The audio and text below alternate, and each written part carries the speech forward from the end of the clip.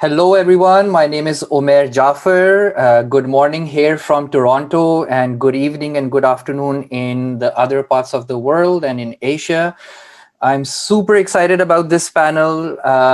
This is actually one of the conversations that inspired the whole Asia Music Summit endeavor. So I'm thrilled that we have some amazing panelists and looking forward to the discussion that we will have. Right before we get into the introductions, there are two videos of representing the work of the panelists here. So we'll first go watch them. The videos feature the Palestine Music Expo, an initiative by Mahmood and his team, and the Lahore Music Meet, an initiative by Natasha and her team. So let's first go ahead and watch the videos, and then we'll come back to start the panel officially.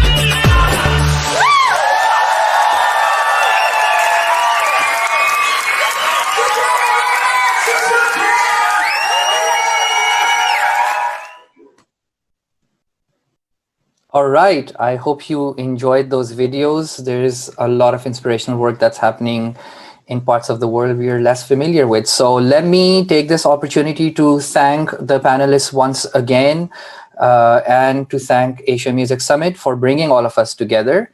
And of course, Global Toronto for making all of this happen in the first place. So I would just like to go one by one to the panelists and ask them to introduce yourselves, please, and talk about your work. Where are you based and what do you do? On my screen, the next face I see is Natasha Noorani from Lahore, Pakistan. So I'll hand it over to you, Natasha. Thank you, Umair. Thank you for having me on this session. It's quite an honor to be meeting some fantastic individuals doing such great work. So my name is Natasha Noorani. I am based out of Lahore, Pakistan. And I, along with Zara Paracha and Munize Sinai, conduct the Lahore Music Meet, which is a music symposium that takes place annually. And we started this in 2015. So it's basically the premier festival we'd like to think for finding the latest artists and kind of crossing over genres. So yeah, that's pretty much what I do. Thank you, Natasha. And I do have to add, your work is absolutely inspiring.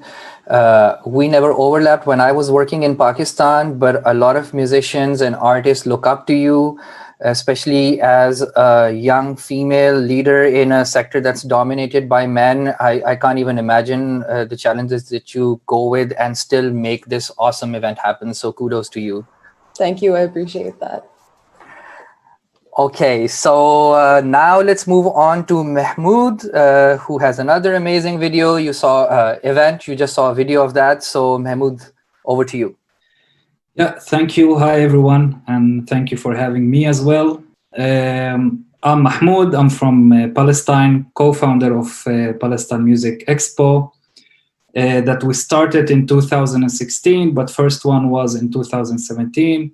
We organize it every year.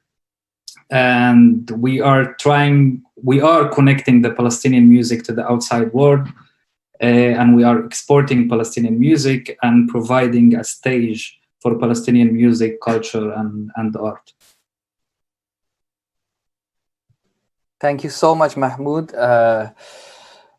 Again, before the panel started, we were talking about your work and how some Palestinian artists also came to Toronto to perform. It's just the fact that there is a Palestinian Music Expo and, even that representation on the global scene is so inspirational, but the musicians themselves just completely blew the audiences away. So thank you for all the work that you put in.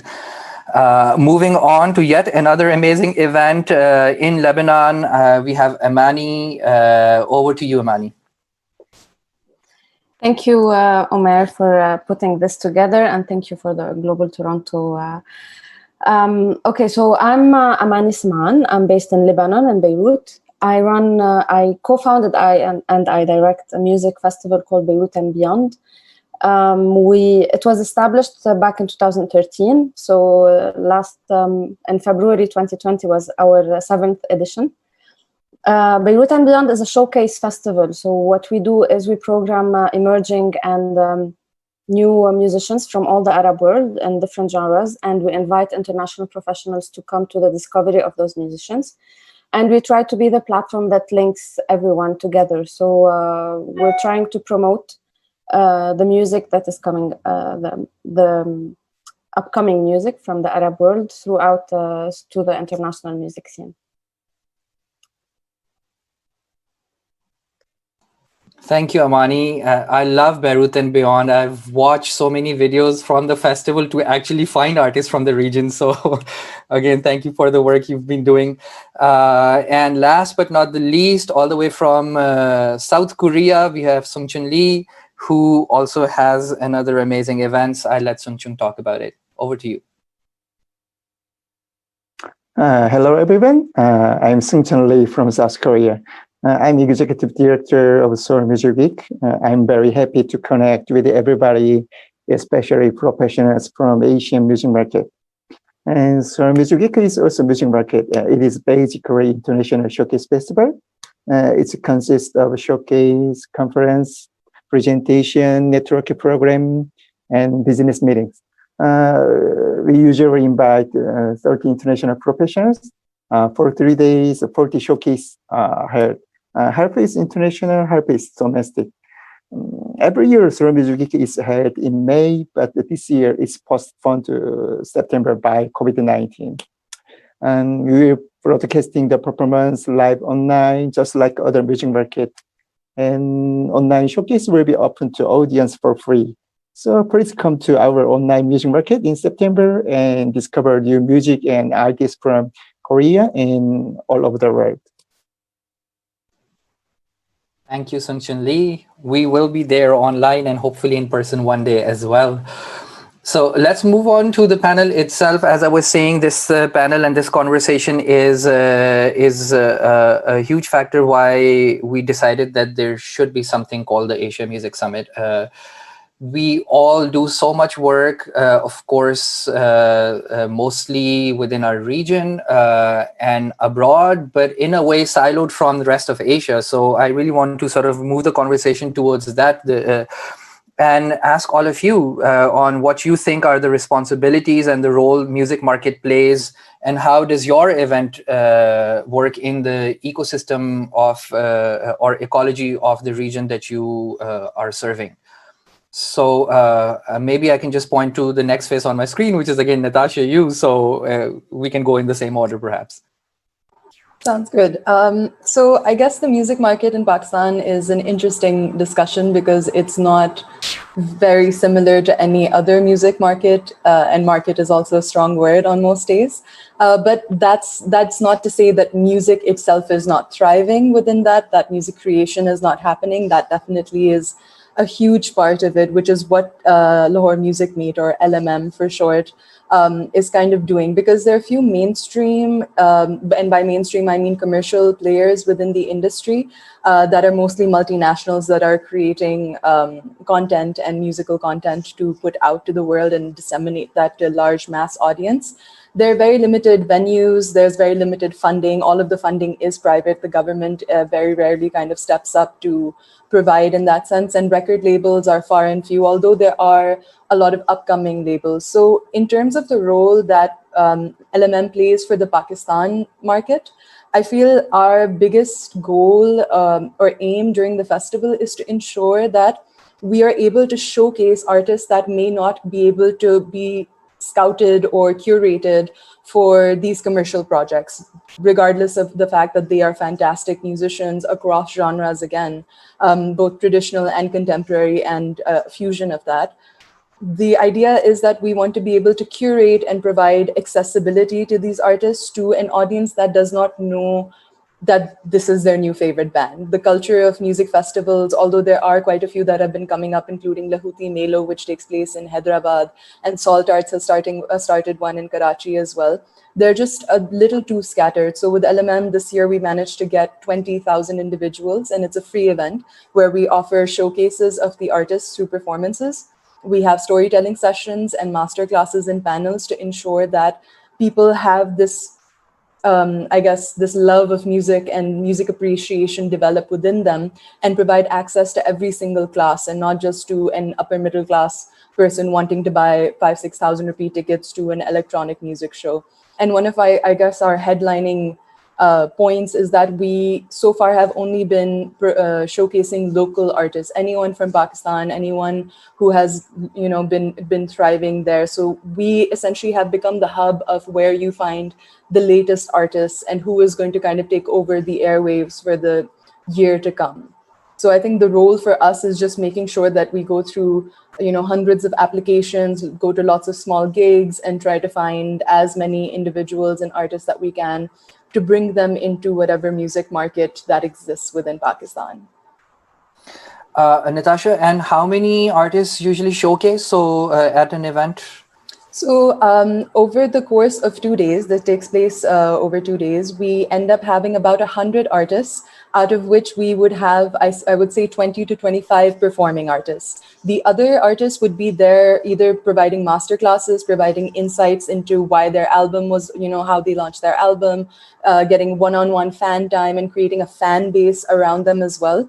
So while we're technically performance-wise only showcasing 25 artists a year, we definitely try to make sure that the audience is able to connect with their artists in a way that isn't possible at any other music venue or concert in Pakistan, which is basically just concert and then it ends there. There's no even option of kind of getting a backstage pass to interact with people. Right. And I feel like that's a huge part of, being a fan.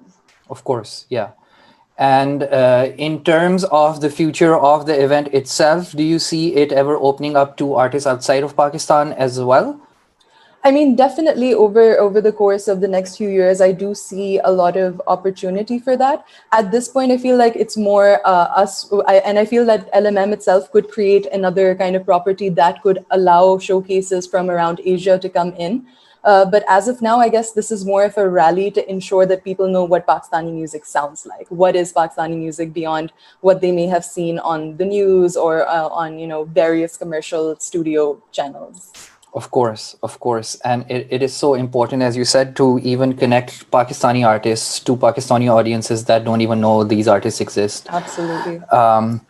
All right. So thank you for sharing that. Let's move to Mahmood, your event, if again, the same thing. And yeah, the word market itself is quite problematic as well. So let's just say, the ecosystem that you operate in and or have created for, the people that you support and your community. Can you talk about that, please? Yeah, well, in Palestine, we have really great artists, great musicians, but we don't have a market. So it is, we don't have labels or companies, or even the radios here mostly play music that is not from Palestine, or the high percentage of it is not from Palestine.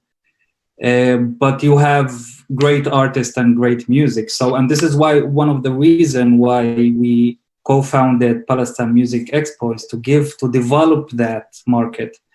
But of course, it's gonna take time. It's gonna take years. But we are trying to do that by showcasing Palestinian music to delegates from all around the world.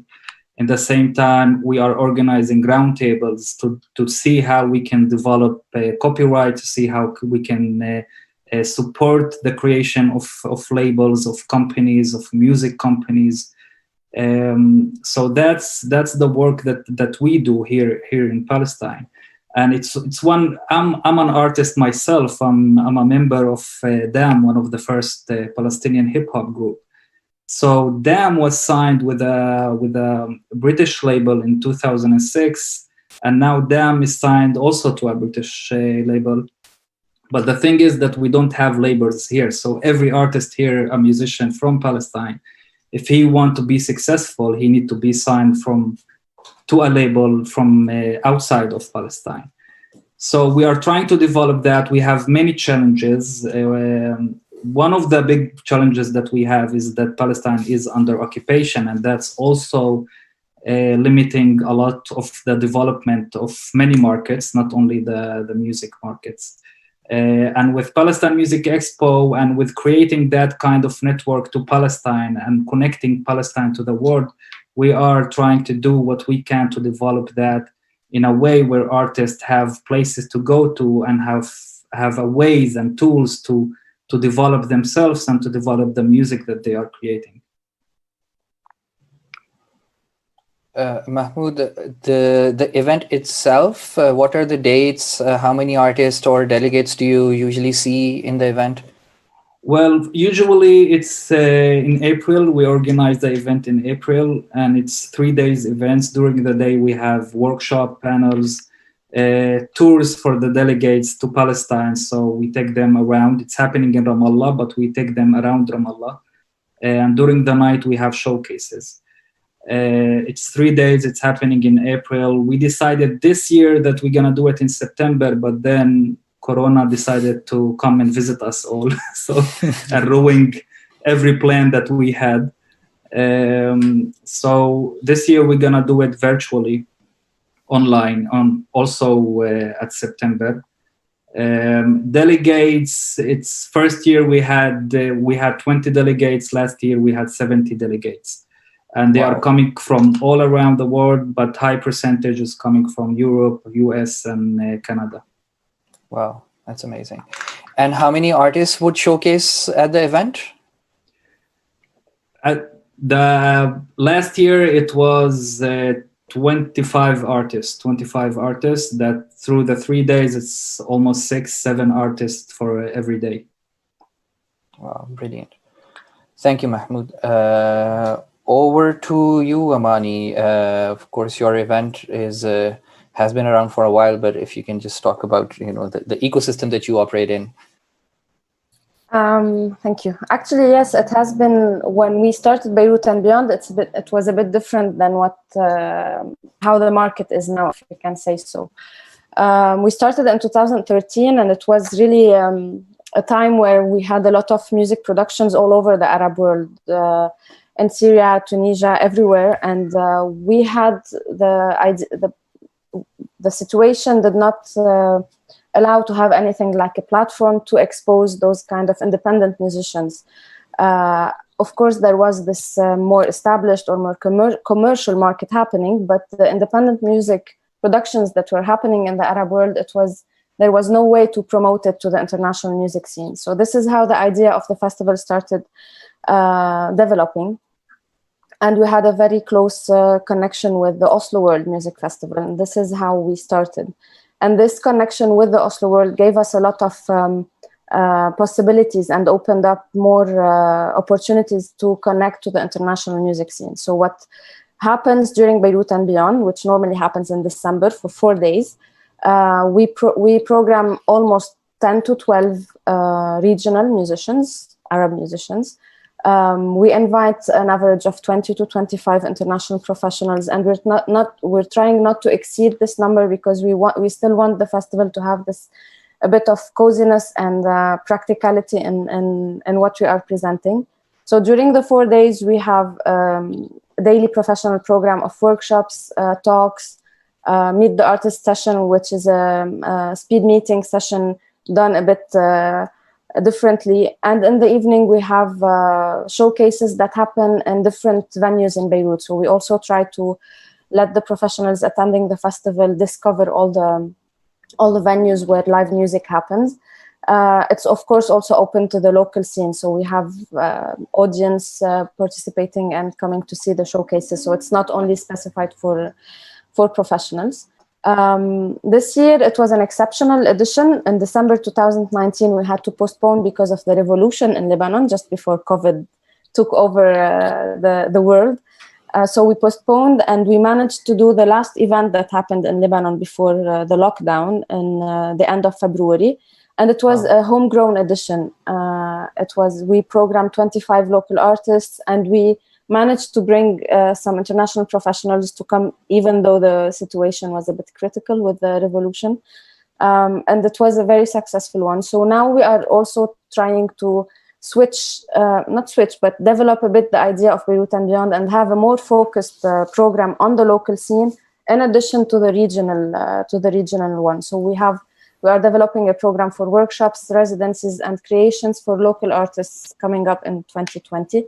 I just want to say one more thing, that we're not going to have a virtual edition. We're switching our focus to the professional program and to the development of the scene until we manage to go live on a stage with a real audience soon. Wow. Yeah, that's a great strategy as well.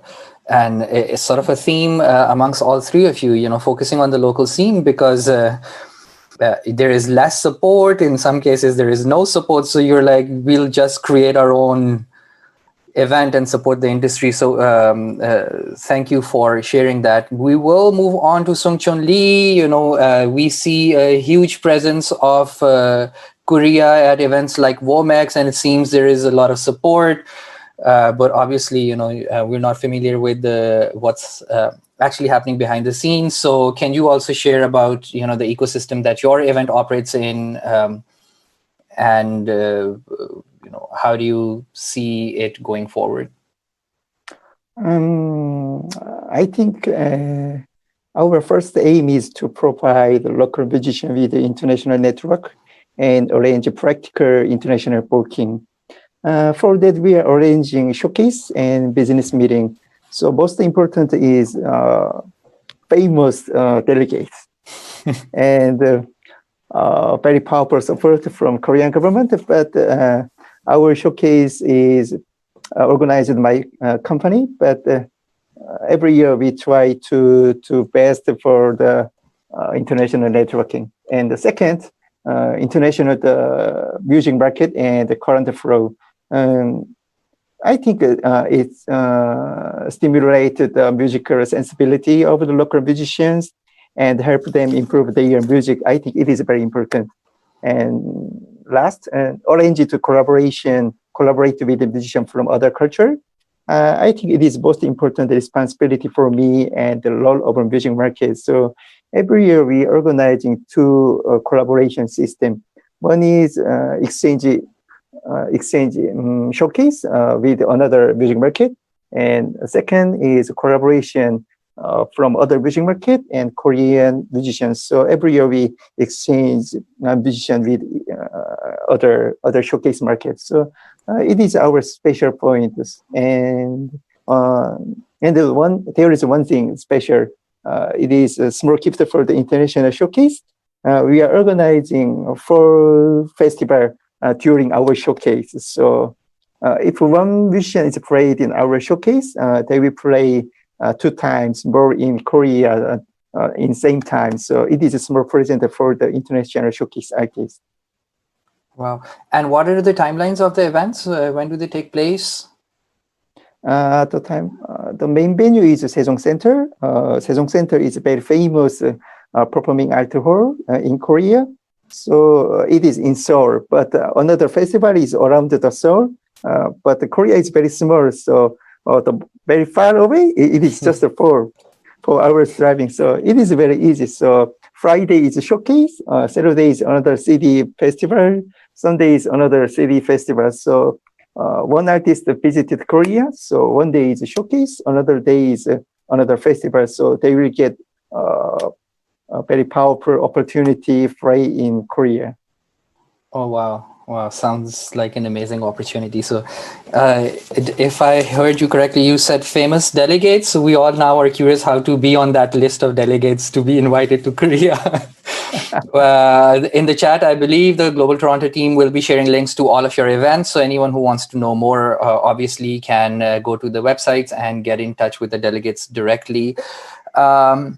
The next question we sort of had on the list was talk about challenges, but let's just scrap that because that can be a whole conference on its own. And by looking at the bravery of all of you here, like you don't care about those challenges. You're still doing the amazing work that you're doing. So let's jump straight into the collaboration part and how can we connect within Asia? How can, like if you can share strategies, ideas, thoughts on how we can talk to each other at least, and then beyond Asia as well. And in no particular order, if anyone wants to go first, please. That's the awkward thing in Zoom, Okay, Mahmood takes the lead. Okay. So I think this Asia Music Summit is a start. I mean, connecting and creating that kind of network and to know each other. And I know a lot of delegates in Europe, in the US, but I know very few in Asia. And I think creating that network of who's doing what in Asia is very helpful. Also, I would like to invite delegates from Asia to Palestine Music Expo. Some of them can't come because, again, we are facing challenges in Palestine that are not faced in other regions. Especially Amani can't come to Palestine, unfortunately. I was gonna say this, that some Arabs can't even come. I would like to invite her, but that's a big challenge that we cannot invite Arabs to come to Palestine Music Expo because of the challenges of the occupation. But I think it's very valuable to start creating that kind of network that it is very well established in Europe and the USA, but still not very well established in Asia. And we have great music, great artists, and I think we can do it, and it can be a very strong network that I would like to see, that I would like to know, that I would like to connect with, to network with. Exactly, Mahmood. Asia, within Asia is such a huge market, and most of us are neighbors. Yet, despite the challenges of travel restrictions, etc., there is still huge potential. So, anyone else or any further thoughts on how we can still find ways? Obviously, Asian Music Summit has done a tremendous job in at least even with the 5 of us being in one room and finding out our work, etc. How do we take this forward? So how do we imagine next steps beyond just this initial connection? Any thoughts on that? Amani, please. Yeah, I wanted to say also that thank you for Music Connect Asia, because I know that it has been quite some time. They have been trying to put all of this together, and finally there is a way to launch it and get all together. I think that now one positive thing of the lockdown and the COVID-19 impact on everyone is that we somehow could focus on things that we can develop and discuss. And because I think that every time we meet, either in WOMEX or any of our events, we never have the time to sit and talk and say things out loud and see how we can develop things and take it further. So it's always we're running. And this is why I was saying a few minutes before that we try to keep the number of professionals limited so we can have the time to really talk about what we what we have listened to, how we can program, what we can do. So I think what's needed to be done, and because also I've been once to South Korea in 2014 for PAMS. It was a very good experience. I discovered a lot of great music, and we tried to program one of the bands in Beirut and beyond, because in Beirut and beyond we also have the possibility of programming one international act as a part of introducing the Lebanese audience to international acts that have never been to Beirut and beyond, to Lebanon actually. But it was also a bit challenging financially because our budget is very limited. The flights are super expensive. So this was one of the things that I know that there is some kind of support from the Korean side of things, but still it wasn't easy to be put together.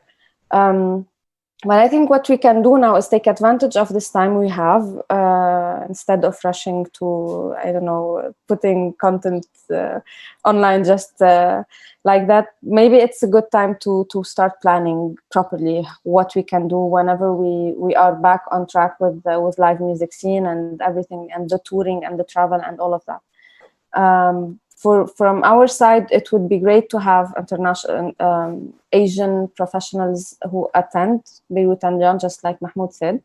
I think a lot of music from the Arab world is a great potential to tour in Asia and all the countries in China and Korea, Japan, and some have already done those touring, like especially the experimental music scene from Lebanon has been able to get some exposed there. But I think there is a lot of potential to exchange music, and not only in terms of performing, but also in creation. So maybe creating a new project together with a local artist from Lebanon, and open to any possibilities that can be developed and be fruitful. Thank you, Amani. Do you want to add anything, Sunchun Lee, Natasha? Yeah. Sunchun Lee, yes, please. Right. There are many international showcase festivals in music market in Europe, such as Mercado de Música Viva de Vic from Spain, and World Music Expo, and Mama in Paris.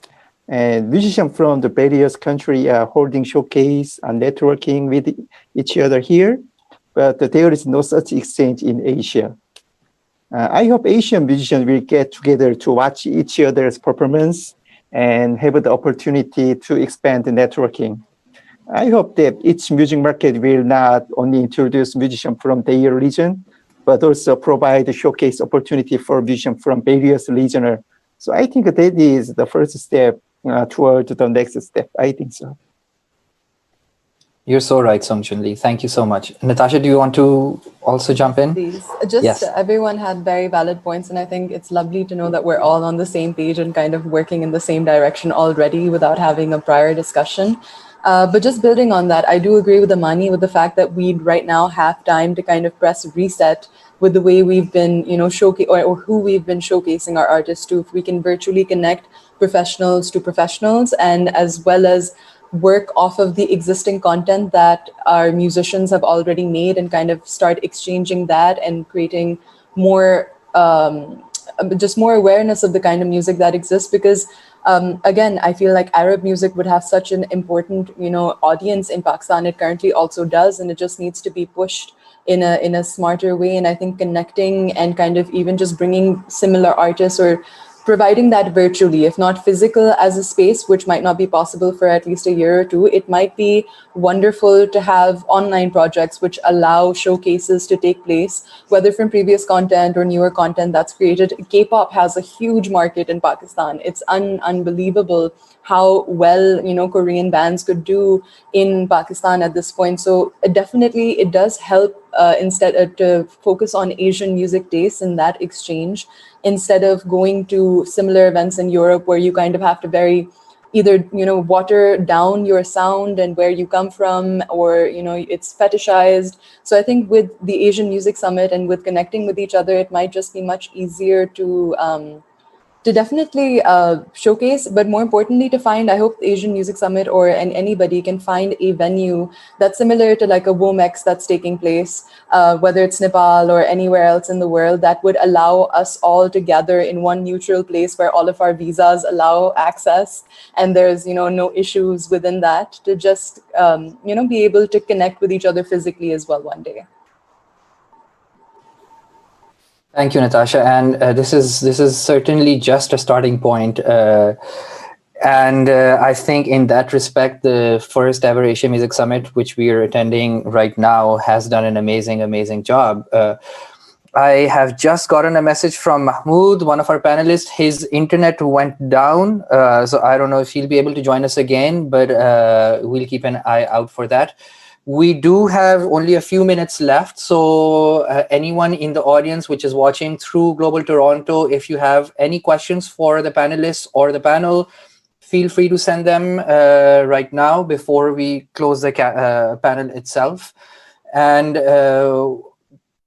what I would say is, after looking at some other conversations, we had the North American Presenters Network at Global Toronto yesterday.